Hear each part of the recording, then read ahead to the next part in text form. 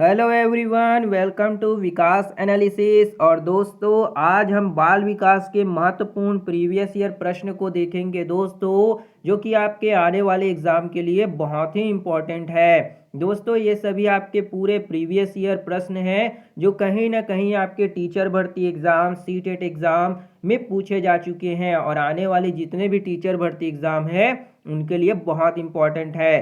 तो दोस्तों, अगर आप हमारे चैनल पर पहली बार आए होंगे तो प्लीज़ हमारे चैनल को एक लाइक और सब्सक्राइब सपोर्ट जरूर करिएगा। चलिए दोस्तों, इन प्रश्न को सॉल्व करते हैं। पहला प्रश्न दिया है आपका यहाँ पे, टर्मन के अनुसार 90 से 100 बुद्धि लब्धि का बालक माना जाता है ना। जो टर्मन मनोवैज्ञानिक है उनके अनुसार जिसकी बुद्धि लब्धि 90 से लेकर 100 तक की होगी उस बालक को हम किसके अंतर्गत रखेंगे। पहला ऑप्शन दिया है आपका मंद बुद्धि, दूसरा ऑप्शन है सामान्य बुद्धि, तीसरा ऑप्शन है श्रेष्ठ बुद्धि और चौथा है क्षीण बुद्धि, है ना। तो जिसकी बुद्धि लब्धि यानी कि आईक्यू जो है, आईक्यू लेवल वो 90 से 100 के बीच में है तो उसको हम कौन सी श्रेणी में रखेंगे। तो इसका सही आंसर क्या होगा, तो वो हो जाएगा आपका सामान्य बुद्धि, है ना। सामान्य बुद्धि के अंतर्गत जो बच्चे होते हैं उनकी बुद्धि लब्धि कितनी होती है, 90 से लेकर 100 के बीच में होती है। और यहाँ पे आप और पॉइंट को याद रख सकते हैं, जैसे मंद बुद्धि है तो इसकी जो आईक्यू लेवल है वो कितनी होती है, तो वो 80 या 81 से लेकर 90 के बीच में होती है ना।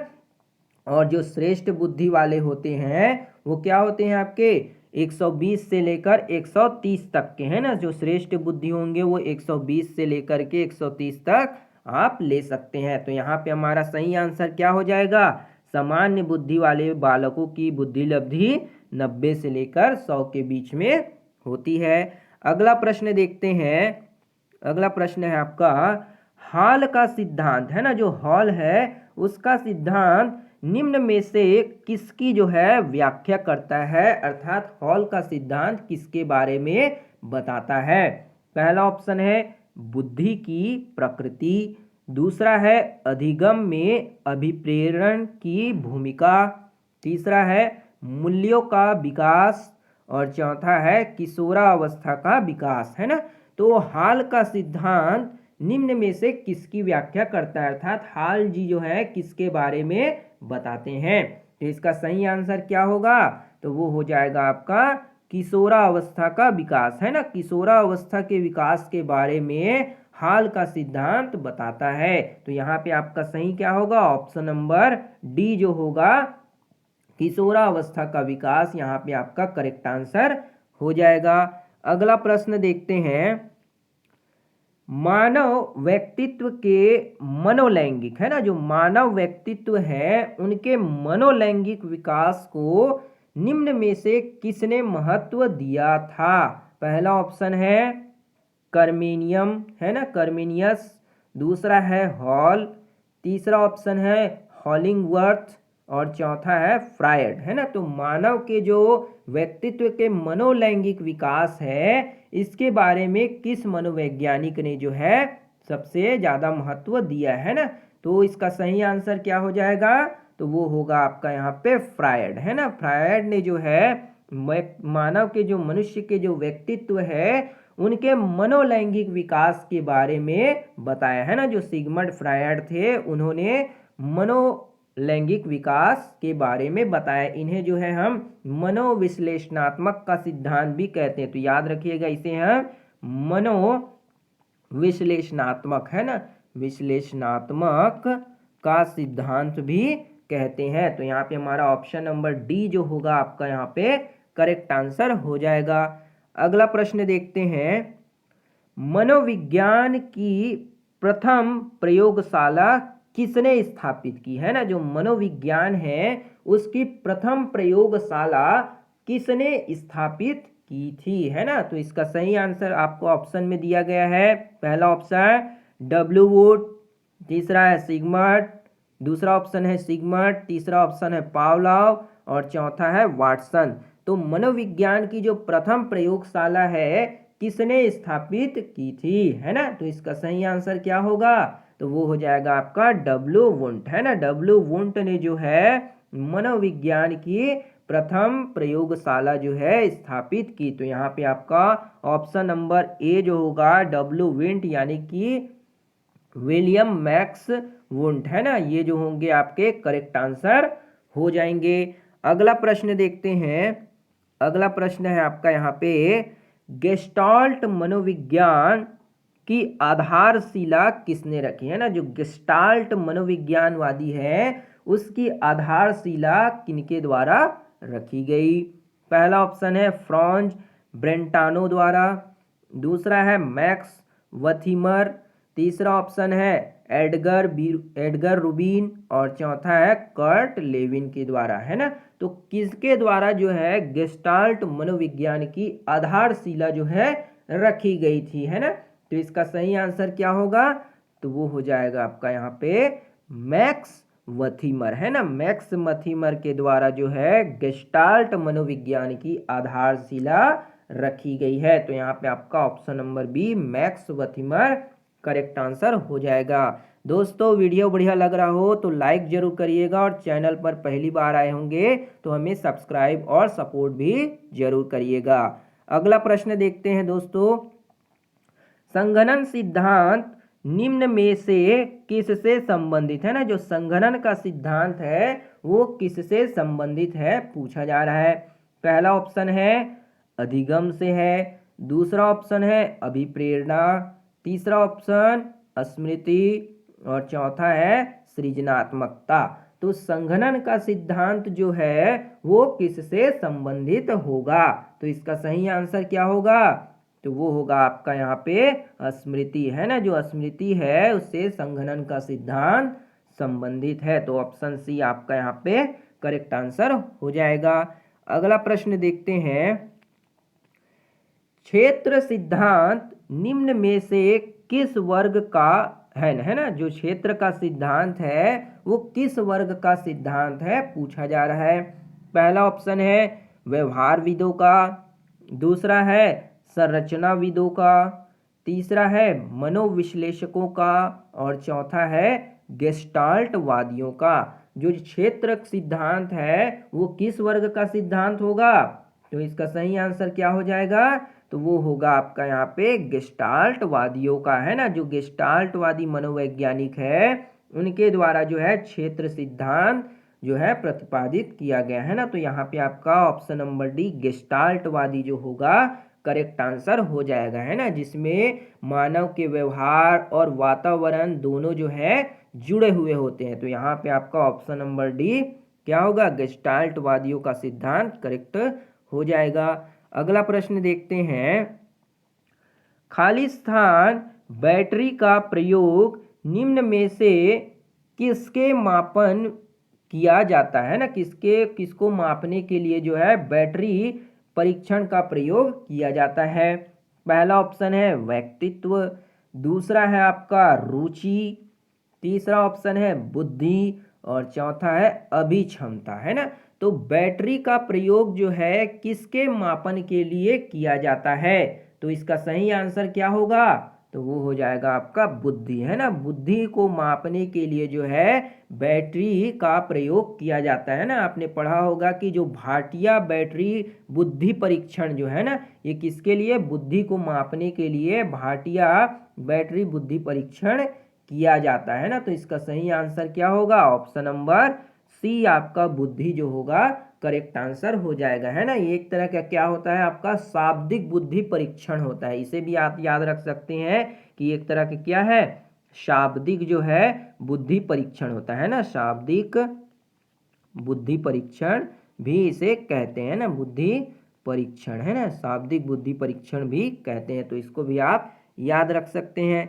अगला प्रश्न देखते हैं, अभिक्रमायोजित, है ना, अभिक्रमायोजित अधिगम का प्रत्यय किसने दिया था। जो अभिक्रमायोजित जो अधिगम है इसका प्रत्यय अर्थात इसके बारे में किसने बताया है। पहला ऑप्शन है हल के द्वारा, दूसरा है थॉर्नडाइक ने बताया है, तीसरा है स्किनर और चौथा है वाटसन ने बताया है। तो अभिक्रमायोजित जो अधिगम का प्रत्यय है किसके द्वारा दिया गया था? तो इसका सही आंसर क्या होगा? तो वो होगा आपका यहाँ पे स्किनर, है ना। स्किनर के द्वारा जो है अभिक्रमायोजित अधिगम का सिद्धांत या फिर अधिगम का प्रत्यय दिया गया है ना। इसका अर्थात इसका मतलब क्या होता है? अभिक्रमायोजित अधिगम, तो ये जो होता है किसी योजना के अनुसार, है ना, कोई योजना बना के कोई प्लानिंग करके उसके अनुसार जो है शिक्षण और अधिगम यानी कि शिक्षण देना और सिखाने की क्रिया को क्या दिया जाता है? एक रूप प्रदान किया जाता है। उसी को हम क्या कहते हैं? अभिक्रमायोजित अधिगम का सिद्धांत। तो यहाँ पे इस सिद्धांत को किसके द्वारा दिया गया है? तो स्किनर के द्वारा जो है इसको दिया गया। तो ऑप्शन नंबर सी आपका करेक्ट आंसर हो जाएगा। अगला प्रश्न देखते हैं।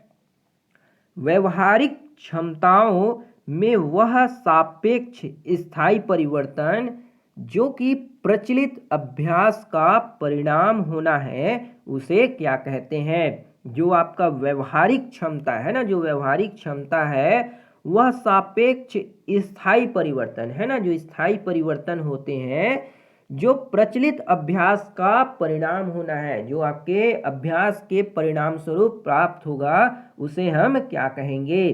पहला ऑप्शन है आपका अधिगम, दूसरा है आपका अभिवृत्ति, तीसरा है अभिप्रेरणा और चौथा है अभिक्षमता। तो इसका सही आंसर क्या हो जाएगा? तो वो होगा आपका अधिगम, है ना। अधिगम या फिर सीखने के द्वारा ही हम क्या कर सकते हैं? अपने व्यवहारिक क्षमताओं में सापेक्ष स्थायी परिवर्तन ला सकते हैं ना, जो कि एक प्रचलित अभ्यास का परिणाम होगा। तो यहाँ पे अधिगम या फिर सीखना आपका क्या होगा? आपका यहाँ पे करेक्ट आंसर हो जाएगा। अगला प्रश्न देखते हैं। अगला प्रश्न है आपका यहाँ पे, संज्ञान किस बुद्धि के सिद्धांत का हिस्सा है ना। जो संज्ञान है वो किस बुद्धि के सिद्धांत का हिस्सा होगा? पहला ऑप्शन है प्रतिदर्श सिद्धांत, दूसरा है आपका समूह कारक सिद्धांत, तीसरा है गिलफोर्ड का सिद्धांत, चौथा है आपका फ्लूइड तथा क्रिस्टलाइज का सिद्धांत, है ना। तो संज्ञान किस बुद्धि के सिद्धांत का हिस्सा होगा? इसका सही आंसर क्या होगा? तो वो हो जाएगा आपके गिलफोर्ड का सिद्धांत, है ना। जो संज्ञान जो बुद्धि है वो आपके गिलफोर्ड के सिद्धांत हो जाएंगे। तो यहाँ पे आपका ऑप्शन नंबर सी जो होगा गिलफोर्ड का सिद्धांत जो होगा आपका यहाँ पे करेक्ट आंसर होगा। अगला प्रश्न देखते हैं। 8 वर्ष के सुधीर, है ना, सुधीर 8 वर्ष के जिसकी मानसिक आयु 10 वर्ष है ना। सुधीर की आयु वास्तविक आयु कितनी है? 8 वर्ष है और उनकी जो मानसिक आयु है वो 10 वर्ष है। तो उनकी बुद्धि लब्धि जो होगी वो कितनी होगी पूछी जा रही है। तो आप सभी जानते होंगे जो बुद्धि लब्धि होती है उसका फॉर्मूला क्या होता है? मानसिक आयु बटे वास्तविक आयु गुणित में 100, है ना। तो यहाँ पे मानसिक आयु कितनी दी गई है? 10 वर्ष दी गई है ना। और जो वास्तविक आयु है वो आपकी 8 वर्ष और गुना कर देंगे 100 से, है ना। तो ये हो जाएगा आपका 1000 बटे में 8, है ना। जब इसको आप डिवाइड करेंगे तो कितने टाइम्स में चला जाएगा? ये आपका 125, है ना। तो यहाँ पे उनकी जो आयु होगी, उनकी जो बुद्धि लब्धि होगी वो कितनी होगी? सुधीर की बुद्धि लब्धि 125 हो जाएगा, है ना। तो ऑप्शन नंबर डी आपका 125 करेक्ट आंसर होगा। अगला प्रश्न देखते हैं। संवेग का कौन सा सिद्धांत, है ना, जो संवेग है उसका कौन सा सिद्धांत इस विचार को मानता है कि संवेगात्मक अनुभव संवेगात्मक व्यवहार पर आधारित है? संवेग का ऐसा कौन सा सिद्धांत है जो विचार को मानता है कि संवेगात्मक अनुभव, है ना, जो संवेगात्मक अनुभव है वो संवेगात्मक व्यवहार पर ही आधारित होता है?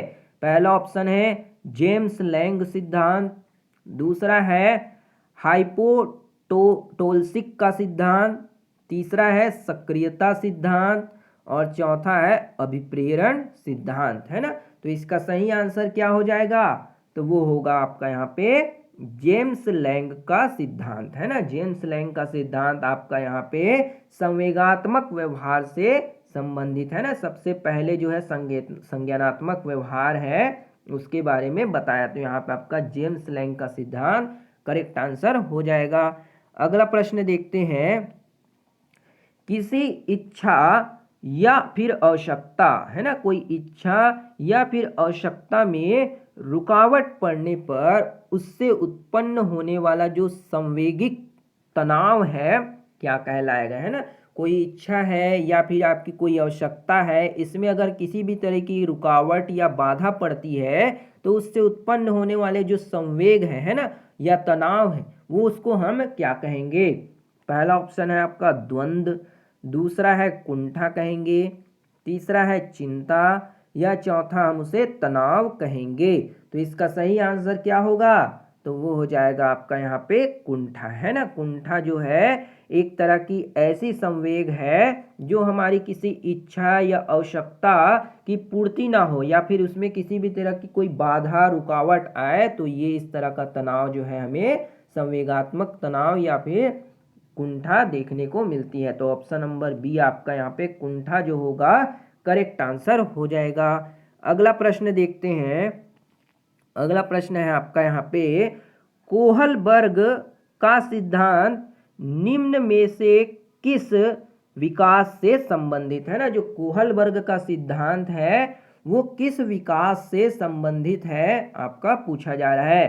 पहला ऑप्शन है भाषा का विकास, दूसरा है आपका सामाजिक विकास, तीसरा है नैतिक विकास और चौथा है शारीरिक विकास, है ना। तो कोहलबर्ग का सिद्धांत किस विकास से संबंधित है, तो इसका सही आंसर क्या होगा, तो वो हो जाएगा आपके नैतिक विकास के सिद्धांत से संबंधित, है ना। कोहलबर्ग ने जो है वो नैतिक विकास के बारे में बताया है। तो यहाँ पे आपका ऑप्शन नंबर सी जो होगा करेक्ट आंसर हो जाएगा।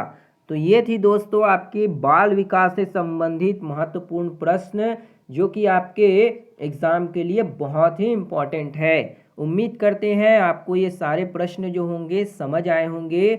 अगर वीडियो बढ़िया लगा हो दोस्तों तो एक लाइक ज़रूर करिएगा, शेयर सपोर्ट सब्सक्राइब भी ज़रूर करिएगा और अपने सभी दोस्तों को में भी दोस्तों शेयर करिएगा जिससे उनको हेल्प मिल सके, उनकी मदद हो सके। मिलते हैं अगली वीडियो में, तब तक के लिए जय हिंद, वंदे मातरम।